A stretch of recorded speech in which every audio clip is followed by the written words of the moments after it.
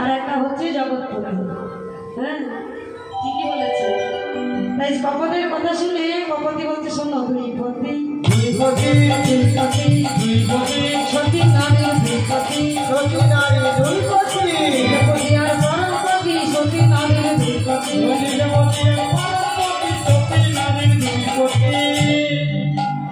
ও মায়েরা, এই যে আমরা সিদ্ধি ভক্তি করে পড়েছি লাল মতো, এটার নাম কি গো? সিঁদুর। তা সিঁদুরটা কার মঙ্গলের জন্য করেছি মা? ভাইয়ের মঙ্গলের জন্য। দেখুন কি বলছি, এই সিঁদুরটা কার মঙ্গলের জন্য করেছি? স্বামীর মঙ্গলের জন্য। তা দেখুন মা সীতা প্রত্যেক দিন ওই স্নান আহ্নিক করে সিঁথিতে এক চিলকে সিঁদুর করে। হ্যাঁ, হনুমান লক্ষ্য করছে যে মা যেন সিঁথিতে কি একটা করছে। তা হনুমান জিজ্ঞাসা করছে, মা ও মা, তুমি সিঁথিতে লাল মতো এটা কি করছো? মা বলছে, ওরে হনুমান, এটা হচ্ছে সিঁদুর। আচ্ছা সিঁদুর কেন করছো? তোর প্রভুর মঙ্গলের জন্য। ও মা, তাহলে এত লম্বা করে এত বড় করে কেন সিঁদুর করছো? শোন, যে নারী যত লম্বা করে সিঁদুর করবে তার স্বামীর পরমায়ু তত লম্বা হবে। হনুমান জিজ্ঞাসা করতে, তাহলে মা, যে নারী ছোট করে সিঁদুর করবে তাহলে তার কি হবে? হৃদয় গৌর হরি বলে তার বলবো না। এটা যদি বলে দিই মা গো, বাড়িতে গিয়ে দাদা ভাইয়ের সাথে যুদ্ধ হবে।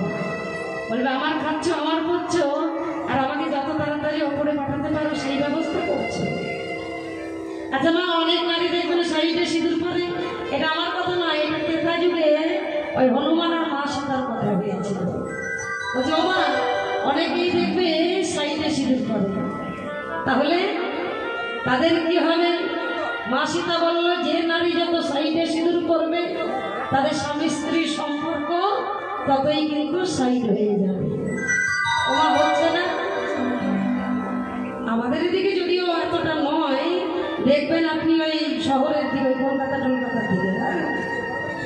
কে নারী কে পুরুষ পেছন থেকে চেনা যায়। জিন্সের প্যান্ট, টপ, তাই না? ছোট ছোট করে এই যে বয় কাট, বক কাট, বয় কাট, কৃষক কাট বলে, সেই রকম ভাবে চুল কাটা, পেছন থেকে নারী যাচ্ছে না পুরুষ যাচ্ছে বোঝাই যাবে। সাইডে একটু করে সিঁদুর, আর কিছুদিন পর শোনা যাবে, বলবে কি আমার না ওই ডিভোর্স হয়ে গেছে। তা হবেই তো, তাই না? তুমি তোমার স্বামীকে সাইডে রাখবে, তাহলে তো স্বামী এমনি এমনি সাইড হয়ে যাবে। তা হনুমান কি করলো মা? মায়ের মুখে এই কথা যেই না শুনলো যে প্রভুর মঙ্গলের জন্য সিঁদুর করেছে, সাথে সাথে মায়ের কৌটো থেকে সিঁদুর নিয়ে ওই সারা অঙ্গে সিঁদুর মেখে লাল হয়ে দরজার কোণার মধ্যে বসে আছে। তার মনে প্রশ্ন জেগেছে মা, যে মা সিঁথিতে এক চিমটি সিঁদুর পড়ছে, তাতেই বলছে আমার প্রভুর এত মঙ্গল হবে। তাহলে আমি যদি সারা অঙ্গে সিঁদুর মাখি, আমি তো আমার প্রভুকে কম ভালোবাসি না, তাহলে আমার প্রভুর কত মঙ্গল হবে। মা এসে স্নান করে যেই না সিঁদুর পড়তে যাবে মা, আর দেখছে কৌটোতে সিঁদুর নেই। আর এমন সময় দেখতে পেল যে কে যেন সিঁদুর মেখে বসে আছে। তুই কে রে? পবন পুত্র। পবন পুত্র মানে হনুমান? তুই এমন ভাবে সিঁদুর মেখেছিস কেন? হনুমানের দুটো নয়ন জলে বুক ভাসিয়ে কাঁদছে আর বলছে, মা গো, তুমি প্রভুকে ভালোবেসে এক চিমটি সিঁথিতে সিঁদুর করো, আর সেই সিঁদুরে যদি আমার প্রভুর এত মঙ্গল হয়, তাহলে আমি হচ্ছি রাম ভক্ত হনুমান। তাহলে আমি যে আমার এই সারাই অঙ্গে সিঁদুরে মেখেছি না, বলো না আমার প্রভুর কত মঙ্গল হবে। ও মায়েরা, এমনি এমনি বলে না গো রাম ভক্ত হনুমান, ভগবান ভক্তকে সবসময় বড় করেছে। বলে ভক্ত আমার মাতা পিতা, ভক্ত আমার গুরু, আর ভক্ত আমার নাম রেখেছে বাঞ্ছা কল্পতরু। দেখুন এই রামনবমী, শুভ রামনবমী এই বৈশাখের 4 তারিখে গেল, তা সেই দিনটা হচ্ছে প্রভু রামচন্দ্রের জন্মদিন, তাই তো? কিন্তু আমরা কাকে নিয়ে পালন করি না? হনুমানকে নিয়ে, তাই তো? সেদিন হনুমানের ঝান্ডা টাঙায়, হনুমানের প্রত্যেকটা হনুমান মন্দিরে পুজো হয়। ভগবান বলেছে আমার হতে আমার নাম বড়, নাম হতে আমার ভক্ত বড়, আর ভক্ত থেকেই আমার ভক্তের চরণের ধুলা হচ্ছে আরো বড়। এদিকে কতটা চল আছে জানি না, তবে এবারে আমরা ঝাড়খণ্ডে ছিলাম, জানেন তো মা? ঝাড়খণ্ডে নিপুরা বলে একটা গ্রামে ছিলাম। তা প্রত্যেকটা মায়েরা সকালবেলায় স্নান করে শুদ্ধ বসনে 1 কৌটো সিঁদুর আর একটা ঝান্ডা নিয়ে একেবারে হনুমান মন্দিরে চলে যাচ্ছে।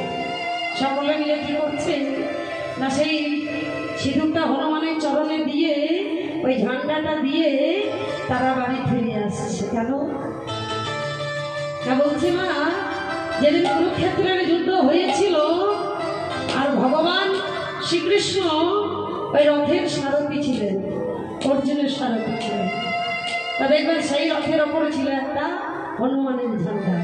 কেন না, যে সমস্ত অশুভ শক্তিগুলো সেগুলো কিন্তু হনুমান বহন করত।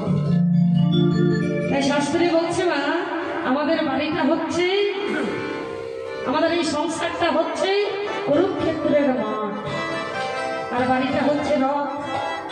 তাহলে আমরাও যদি আমাদের ওই বাড়ির রথে একটা করে ঝান্ডা দিই, তাহলে আমাদের বাড়িতেও কোনো অশুভ শক্তি প্রবেশ করতে পারবে না।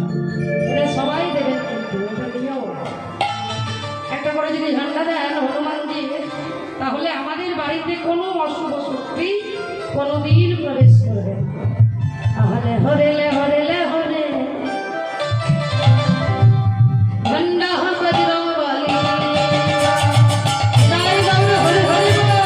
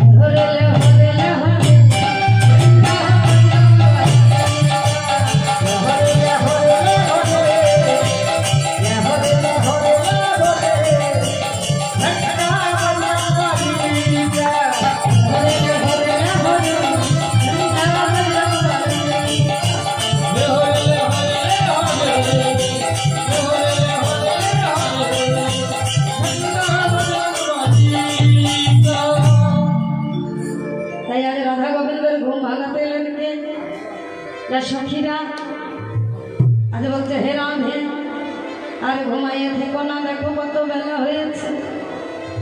রাধে গো, একবার ভালো করে তাকিয়ে দেখো, ভগবানে যে আর বেলা নেই, অবয় করো না পুনঃ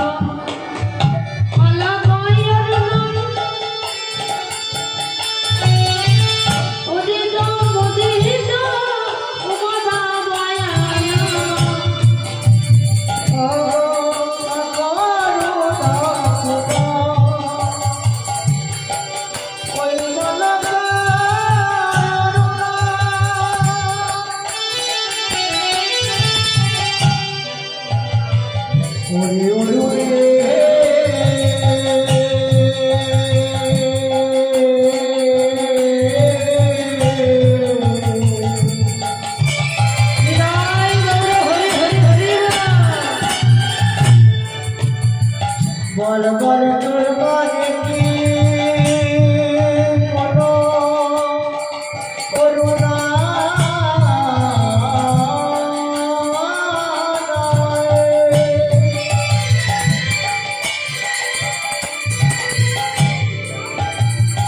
বল বল তোর মনে কি কোনো দয়া নাই, মায়া নাই।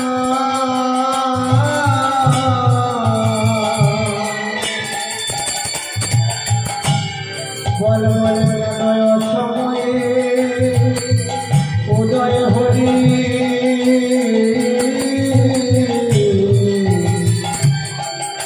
বল বল তোর মনে কি কোনো করুণা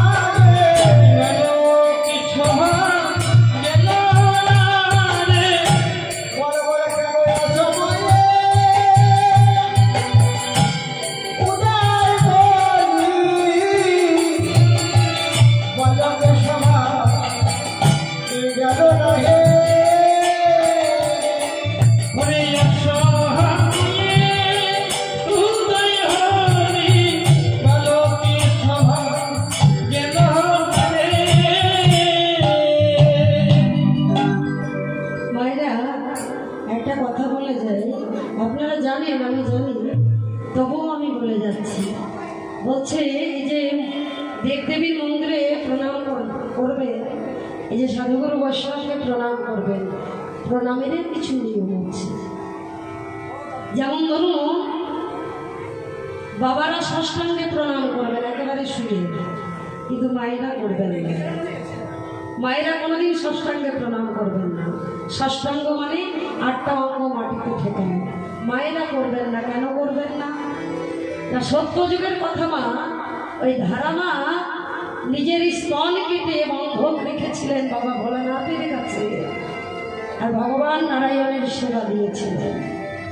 আচ্ছা মা, যেটা আমরা আগেই দিয়ে দিয়েছি ভগবানের সেবা, তাহলে সেটা তো আর সেবাই দেব। তাই বাবারা করবেন ষষ্ঠাঙ্গে প্রণাম, মায়েরা কিন্তু ষষ্ঠাঙ্গে করবেন না। আর দেখুন, মনে করুন এই দেখবেন মানুষের হচ্ছে 50 গুণ, আর দেবতাদের 55 গুণ, আর ভগবানের হচ্ছে 64 গুণ। ভগবান শ্রীকৃষ্ণের 64 গুণ। দেখুন, ভগবানের মন্দিরে যখন প্রণাম করবেন, গোপাল মন্দির হোক, রাম মন্দির হোক, নারায়ণের মন্দির হোক, বা ভগবান শ্রীকৃষ্ণের মন্দির হোক, তা মায়েরা এমনভাবে প্রণাম করবেন না নিজেকে বাঁ দিকে রেখে প্রণাম করবেন, নিজেকে বাঁ দিকে রেখে প্রণাম করবেন, কারণ তিনি 64 গুণের অধিকারী। আর অন্য অন্য দেবদেবীর মন্দিরে যখন প্রণাম করবেন, তখন মায়েরা নিজেকে ডান দিকে রেখে প্রণাম করবেন, ডান দিকে রেখে নিজেকে প্রণাম করবেন। এটা হচ্ছে প্রণামের নিয়ম। আমরা অনেক সময় অনেক কিছু ভুল করে ফেলি না, আর সেই ভুলের সাজাও কিন্তু আমাদের পেতে হয়। তা যাই হোক, আজ সখীরা বলছে, হে রাধে, তুমি এমন করে আর ঘুমাইয়ে থাকো না, দেখো দেখো কত বেলা হয়েছে। তুমি তো জানো রাধে, তোমার ঘরে ভালো নয়, তোমার ঘরে শাশুড়ি আছে, ননদিনী আছে, ননদিনী আছে, ননদি বলছে ননদিনী তো নয় মা, যেন 9টা নদী। এটা আগের দিনের ছিল, এখনকার ননদিনীরা কিন্তু তার নয়। এখনকার ননদিনীরা খুবই ভালো, তাই না মা? কিন্তু আগে ওই শাশুড়ির নাম শুনলে বৌমাদের শ্বাস উড়ে যেত। আর যে ঘরে ননদিনী থাকতো, সে ঘরে ওই বাবা মা নিজের মেয়ের বিয়ে দিতেন না। কেন না, ওর ঘরেই মেয়ে আছে, জন্মদিন আছে, তাই ওর ঘরে বিয়ে দেওয়া যাবে না। এটা আগের দিনে নিয়েছে, এখনকার দিনে আর এসব কেউ দেখে না। তাই রাধারানী বলছে,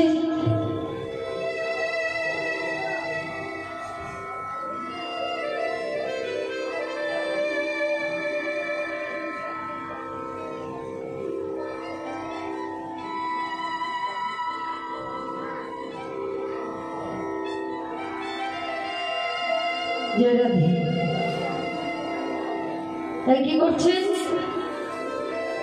বলে রাধে গো আর ঘুমাইয়ে থেকো না, দেখো গগনে কত বেলা হয়েছে, তোমার ঘর ভালো নয়, তুমি যে কৃষ্ণ বলে কাঁদিবে তাতেও তোমার বাধা, কারণ কৃষ্ণ বিবাদিনী ঘর, কৃষ্ণ কথা বলিতে মানা, কৃষ্ণ কথা শুনিতে মানা, কালো মেঘের পানে চাইতে মানা, কালো মেঘের পানে যাইতে মানা, ওই নীল যমুনার জলে যেতে মানা, নীল যমুনার জলে যেতে মানা। তাই রাধে গো তুমি আর ঘুমাইয়ে থেকো না, এবার তুমি জেগে উঠে বসো, দেখো দেখো গগনে কত বেলা হয়েছে, তুমি আর এমন ভাবে ঘুমাইয়ে থেকো না। তাই রাধা গোবিন্দের ঘুম ভাঙাতে এলেন না সুতার শাড়ি, আর ঘুম ভাঙাতে এসে এই সুখ শাড়ির মধ্যে দ্বন্দ্ব লেগে গেল। সুখ বলছে আমার কৃষ্ণ বড়, আর শাড়ি বলছে আমার কৃষ্ণ বড়। সুখ বলে আমার কৃষ্ণ মদন মোহন, সুখ বলে আমার কৃষ্ণ মদন মোহন, বলে আমার কৃষ্ণ মদন মোহন, সুখ বলে আমার কৃষ্ণ মদন মোহন, শাড়ি বলে আমার রাধা বলে যতক্ষণ, ওই শাড়ি বলে আমার রাধা বলে যতক্ষণ, শুধুই মদন সুখ বলে আমার কিসে বিধি ধরেছিল, সুখ বলে আমার কৃষ্ণ কৃষ্ণ বিধি ধরেছিল, সুখ বলে আমার কৃষ্ণ বিধি ধরেছিল, আর শাড়ি বলে আমার রাধা সত্যি সঞ্চারিত, শাড়ি বলে আমার রাধা শক্তি সঞ্চারিত, ওই শাড়ি বলে আমার রাধা সত্যি সঞ্চারিত, শাড়ি বলে আমার রাধা শক্তি সঞ্চারিত, করবে কেন বলে বলবে কেন, সুখ বলে আমার কৃষ্ণের মাথায় মায়ের কথা, সুখ বলে আমার কৃষ্ণ বড় বড় কথা, সুখ বলে আমার কৃষ্ণের মাথায় মায়ের কথা, সুখ বলে আমার কৃষ্ণের মাথায় মায়ের কথা, শাড়ি বলে আমার রাধা নাম পিতাকে লেখা, শাড়ি বলে আমার রাধা নাম পিতাকে লেখা, ওই শাড়ি বলে আমার রাধা নাম পিতাকে লেখা, শাড়ি বলে আমার রাধা নাম পিতাকে লেখা, ওই যাইব দেখা, যাইব দেখা, সুখ বলে আমার কৃষ্ণের কদম তলায় ঠান্ডা, সুখ বলে আমার কৃষ্ণের কদম তলায় ঠান্ডা, সুখ বলে আমার কৃষ্ণের কদম তলায় ঠান্ডা, সুখ বলে আমার কৃষ্ণের কদম তলায় ঠান্ডা, শাড়ি বলে আমার রাধা করতে লাগো না, শাড়ি বলে আমার রাধা করতে লাগো না, ওই শাড়ি বলে আমার রাধা করতে লাগো না, শাড়ি বলে আমার রাধা করতে লাগো না, এলো সবার জানা। তো সবার জানা, আরে এমন ভাবে ঝগড়া করলে কি ঝগড়া মেটানো যাবে? ঝগড়াটা মেটাতে হবে।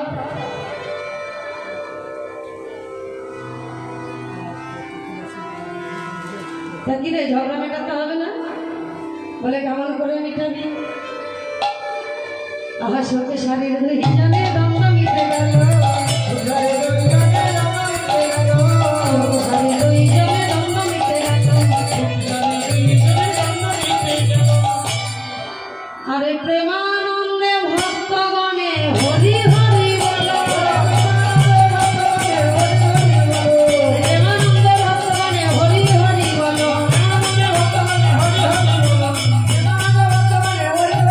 বৃন্দাবনে চলো, এই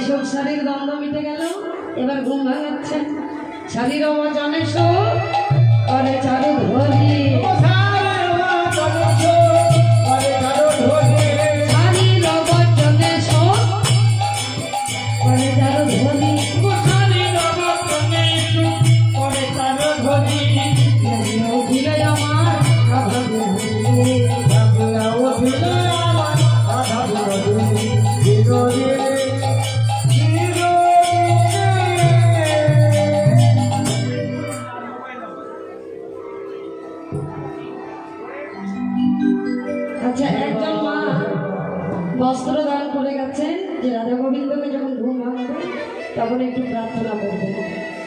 আমি আমার রাধা গোবিন্দের কাছে প্রার্থনা করলাম, মা যে মনের বাসনা নিয়ে আমাকে বস্ত্র দান করেছেন ওনার মনের বাসনা যেন পূর্ণ হয়, রাধা গোবিন্দ যেন কৃপা করেন। নিতাই গৌর হরি হরি হরি বল হরি বল।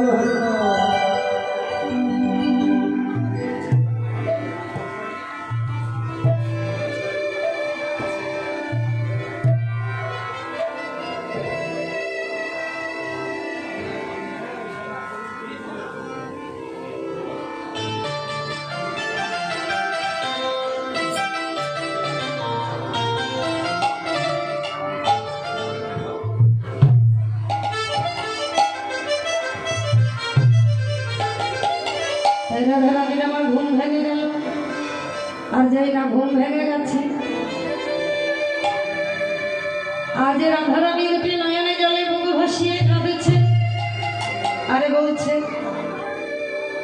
অপ্রাণ বধূ হে এ এ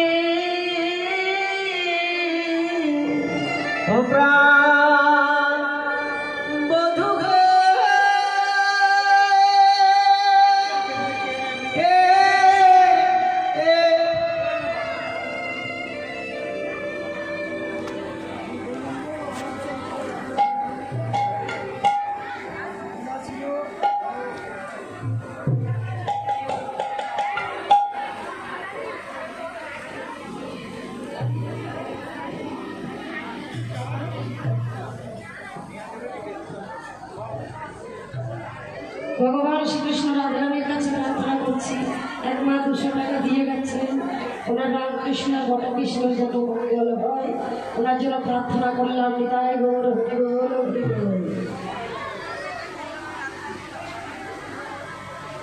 জয় রাধে।